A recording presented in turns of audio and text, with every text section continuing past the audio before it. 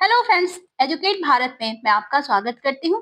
Friends, आज हम पढ़ेंगे हिंदी व्याकरण के बहुत ही महत्वपूर्ण टॉपिक रस, छंद और अलंकार, साथ ही साथ भाषा शिक्षण, जो सी टेट में एक बहुत ही महत्वपूर्ण पार्ट है। लेकिन फ्रेंड्स, आप ध्यान रखिएगा, रस, छंद और अलंकार को डायरेक्ट सी टेट में नहीं पूछा जाता, पद्यांश और गद्यांश पूछे जाते, उनमें इन क्वेश्चंस को पूछ लिया जाता है। साथ ही साथ भाषा शिक्षण और बाल विकास से संबंधित क्वेश्चंस में भी इसको पूछा जाता है।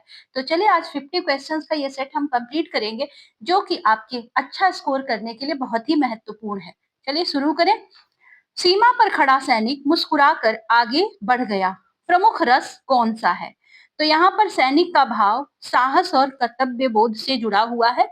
मुस्कान कठिन परिस्थिति में भी उत्साह को दर्शाती है। कौन सा रस है? ऑप्शन नंबर बी सही है, वीर। आंखों में सागर भर आया, इसमें अलंकार है रूपक, उपमा, अतिशयोक्ति, मानवीकरण। आंखों में सागर भर आना वास्तविक नहीं है, भाव को बढ़ा चढ़ाकर व्यक्त किया गया है, इसीलिए यहाँ पर अतिशयोक्ति अलंकार है।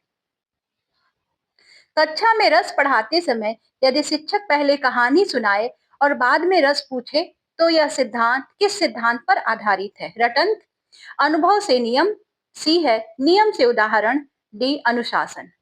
पहले अनुभव, कहानी का भाव, उसके बाद में अवधारणा दी जाती है, तो यह शिक्षण की प्रभावी विधि मानी जाती है। ऑप्शन नंबर बी सही है। और आपको पहले वाले पोर्शन में यही पूछा जाता है सी टेट में। जीवन दीपक है, अलंकार की दृष्टि से यह कथन है। जीवन को सीधे सीधे यहाँ पर दीपक कहा गया है, तुलना सूचक कोई शब्द नहीं है, इसलिए यहाँ पर अलंकार होगा रूपक अलंकार।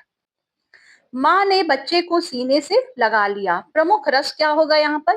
करुण, शांत, वात्सल्य, श्रृंगार। माँ बच्चे के स्नेह और ममता का भाव वात्सल्य कहलाता है। ऑप्शन नंबर सी सही है, वात्सल्य रस। अलंकार सिखाते समय यदि शिक्षक छात्रों से अपने उदाहरण बनवाए तो इसका उद्देश्य क्या है? तो उद्देश्य होगा स्वयं उदाहरण जब बनाते हैं बच्चे तो कल्पना और भाषा का प्रयोग विकसित होता है। ऑप्शन नंबर बी सही है, रचनात्मकता बढ़ाना। हवा नाराज होकर दरवाजे पटकने लगी, इसमें अलंकार है हवा को मानवीय क्रिया करते हुए दिखाया गया है। निर्जीव में सगुण का गुण होना या देना, तो ये मानवीयकरण अलंकार है, मानवीकरण अलंकार। रस की पहचान में सबसे अधिक भ्रम किस स्थिति में होता है? जब भाव स्पष्ट हो, बी है जब भाषा सरल हो, सी जब एक से अधिक भाव हो, डी जब पंक्ति छोटी हो। एक ही पंक्ति में कई भाव जब होते हैं तब स्थायी भाव को पहचानना बड़ा ही कठिन हो जाता है। ऑप्शन नंबर सी सही है, जब एक से अधिक भाव हो। अन्याय देखकर उसका रक्त खौल उठा, यह किस रस की ओर संकेत करता है? तो क्रोध और आक्रोश की तीव्र भावना रौद्र रस से जुड़ी हुई होती है। ऑप्शन नंबर बी सही है, रौद्र रस। प्राथमिक स्तर पर रस पढ़ाते समय शिक्षक को किससे बचना चाहिए? ए कहानी से, बी चित्रों से, सी कठिन परिभाषाओं से, डी संवाद से। शुरू का जो पोर्शन होता है बाल विकास वाला, उसी टेट, यूपी टेट, शिक्षक भर्ती से सभी जो परीक्षाएं हैं उसमें ये पूछा ही जाता है। तो जटिल परिभाषाएं बच्चों को भाव से दूर कर देती हैं। ऑप्शन नंबर सी सही है, कठिन परिभाषाओं से शिक्षक को बचना चाहिए। हंसी के मोती बिखर गए, अलंकार को पहचानिए। तो हंसी को मोती के रूप में कल्पित किया गया है, सीधी तुलना नहीं है, रूपांतरण है। ऑप्शन नंबर बी सही है, रूपक अलंकार है। रस की अनुभूति में अनुभव का कार्य होता है भाव उत्पन्न करना, भाव को व्यक्त करना, भाव को स्थायी बनाना, भाव को नियंत्रित करना। अनुभव स्थायी भाव के बाहरी अभिव्यक्ति होते हैं। ऑप्शन नंबर बी सही है, यहाँ पर भाव को व्यक्त करना। कक्षा में अलंकार और रस साथ साथ पढ़ाने का लाभ क्या है? पाठ जल्दी समाप्त हो जाता है, बी नियम याद हो जाते हैं, बी भाव और सौंदर्य दोनों समझ आते हैं, और डी है लिखावट सुधरती है। तो रस भाव पक्ष और अलंकार सौंदर्य पक्ष को स्पष्ट करता है, इसलिए दोनों को एक साथ पढ़ाना सही है। भाव और सौंदर्य दोनों समझ आते हैं। डर से पांव जम गए, रस की दृष्टि से यह होगा भय और आतंक की भावना भयानक रस से संबंधित है। ऑप्शन नंबर बी सही है, भयानक रस। अलंकारों की पहचान में छात्र सबसे अधिक गलती क्यों करते हैं? भाषा कठिन होने से, बी भाव न समझ पाने से, सी उदाहरण कम होने से, डी अभ्यास अधिक होने से। भाव न समझने पर अलंकार और रस दोनों की पहचान कठिन हो जाती है। ऑप्शन नंबर बी सही है। प्रेम में डूबे हृदय की धड़कन तेज हो गई। प्रमुख रस यहाँ पर कौन सा है? प्रेम और आकर्षण से जुड़ा हुआ जो भाव होता है उसको हम कहते हैं श्रृंगार रस। कक्षा में रस समझाने के लिए शिक्षक को सबसे पहले किस स्तर पर ध्यान देना चाहिए?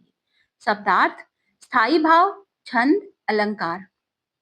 स्थायी भाव ही रस का आधार होता है, तो ऑप्शन नंबर बी सही है। स्थायी भाव पर ध्यान देना चाहिए। सन्नाटा चीख उठा, इसमें कौन सा अलंकार है? उपमा, अतिशयोक्ति, रूपक, मानवीकरण। सन्नाटा निर्जीव है और उसे चीखते हुए दिखाया गया है, तो मानवीकरण अलंकार है, उसको मानव के रूप में चीख रहा है। रस और अलंकार पढ़ाते समय चर्चा विधि का लाभ है।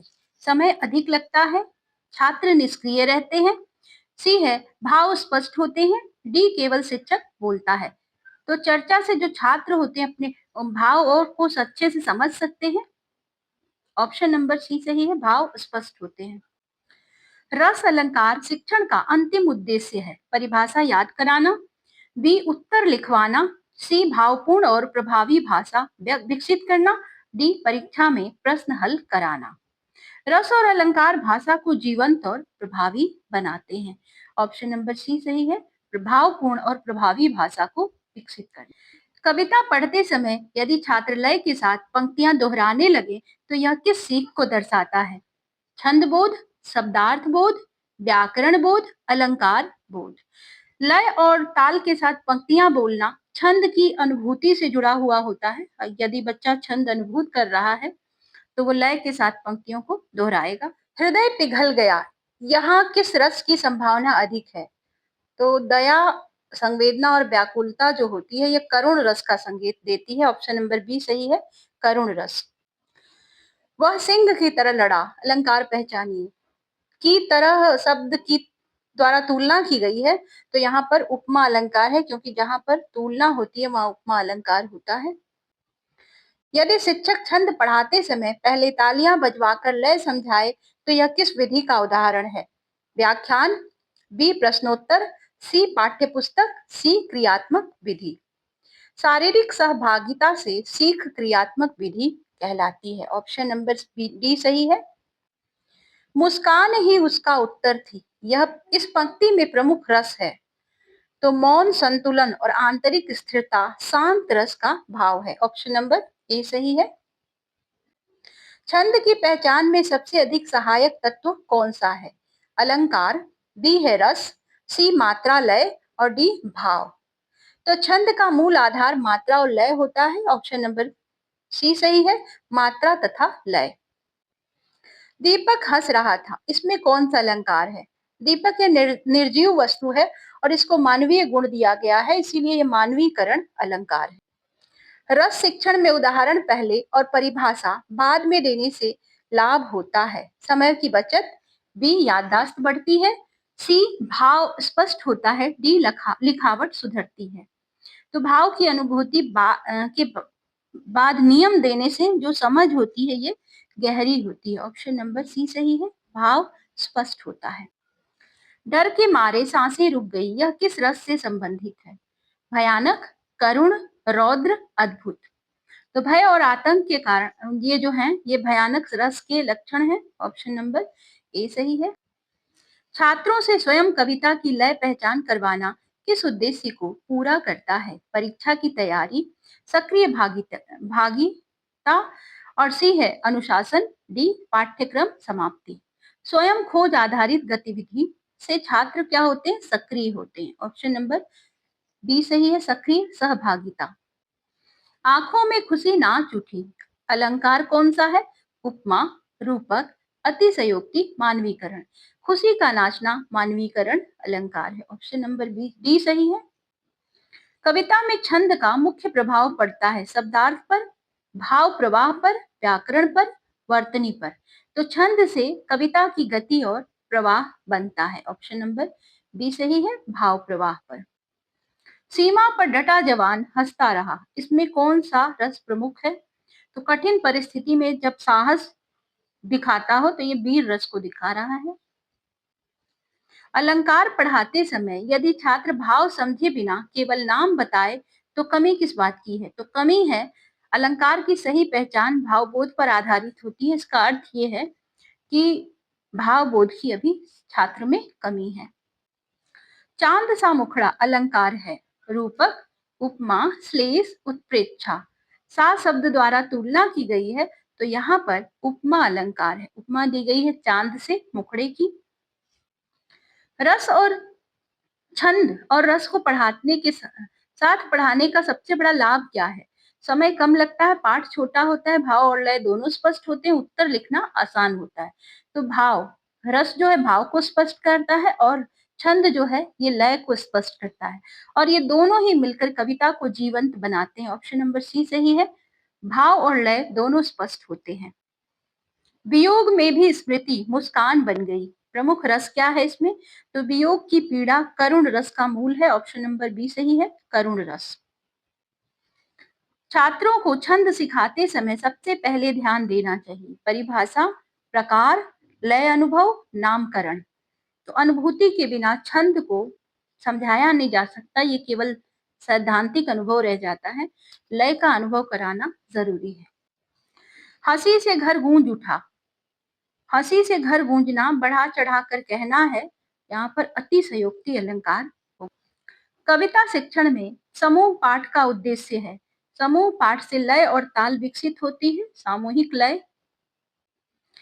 आंसू भी मौन थे, इसमें कौन सा रस छलकता है? तो दबी हुई पीड़ा करुण रस का संकेत है क्योंकि आंसू भी यहाँ पर मौन थे। ऑप्शन नंबर बी सही है, करुण रस।